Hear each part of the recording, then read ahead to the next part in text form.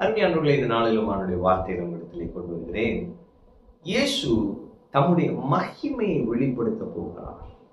உங்க வாழ்க்கையிலும் என் வாழ்க்கையிலும் அவருடைய குளோரியை அவர் அப்படியே ரிவீல் பண்ண போகிறார்.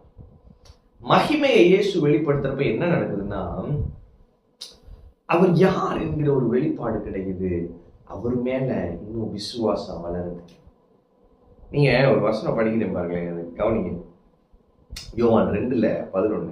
இவ்விதமாக இயேசு இந்த முதலாம் அற்புதத்தை கலிலேயாவில் உள்ள கானா ஊரிலே செய்து தம்முடைய மகிமையை வெளிப்படுத்தினார். அவருடைய சீஷர்கள் அவரிடத்தில் விசுவாசம் வைத்தார்கள். அப்ப மகிமையை வெளிப்படுத்தினாராம், சீஷர்கள் அவர் மேல் விசுவாசம் வச்சாங்களாம். அப்ப நீ நான் சொல்றேன், மகிமை என்ன செய்யுது? அற்புதத்தை கொண்டு வருது. இயேசு அற்புதம் செய்கிறவர். இன்று உங்க வாழ்க்கையில அற்புதம் செய்வார். அப்ப அற்புதம் மகிமையை வெளிப்படுத்துது. மகிமை என்னதுன்னா ஒரு வெளிப்பாட்டை, என்ன வெளிப்பாடா நீங்க அவங்க கிடைச்சிச்சுன்னா, இவர் குறைவுகளை நிறைவாக்குகிறவர். திராட்சரசம் குறைவுபட்ட போதுதான் இயேசுவினிடத்திலே வருகிறார்கள்.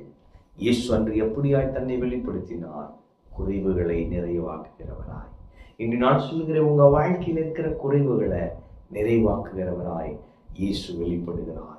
உங்க வாழ்க்கையில் இருக்கிற குறைவுகளை அவர் நிறைவாக்குவார். வெறுமை உங்கள் வாழ்க்கையில் இருக்காது. அதனாலே தலைமுடிவுகளும் இருக்காது. அன்னைக்கு நீங்க யோசிச்சு பாருங்க, கல்யாணம் 7 நாள் 3ஆவது நாள்லயே குறைஞ்சிருச்சு. 3ஆம் நாள் முடிவுல எப்படி ஒண்ணும் நாம இருந்திருக்கும். அடுத்த 3 நாள் 4 நாள் பிரச்சனை தான், தலைமுடிவு தான், அசிங்கம், வெட்கம். ஆனால் இயேசு அற்புதம் செய்தார். இதே தான் உங்க வாழ்க்கையிலும். மக்கள் சொல்லலாம், எப்பா என்னப்பா நீ எப்படிதான் இருங்க, இது இப்படியே போனா பிரச்சனையே, அவ்வளவுதானா? ஆண்டு சொல்லாரு, நான் இருக்கிறேன். ஆமென். அவர் இந்த பாதையில மிட்ஸ்ட் ஆஃப் த ஜேர்னின்றோம் பாருங்க, பாதையின் நடு மையத்தில் இருக்கீங்களா? இங்கிட்டும் போகல அங்கிட்டும் போகல, ஆண்டு சொல்றாரு, நான் கூட இருக்கேன். நான் குறைவுகளை நிறைவாக்குவேன். நீ வெட்கப்படுவதில்லை என்று கர்த்தர் சொல்லுகிறார். நீ தலை குனிவதில்லை என்று கர்த்தர் சொல்லுகிறார்.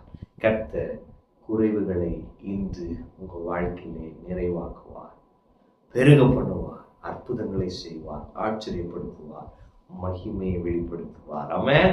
அப்ப இயேசு இன்று உங்க வாழ்க்கையில் ஒரு அற்புதத்தை செய்து தம்முடைய மகிமையை வெளிப்படுத்துவார்.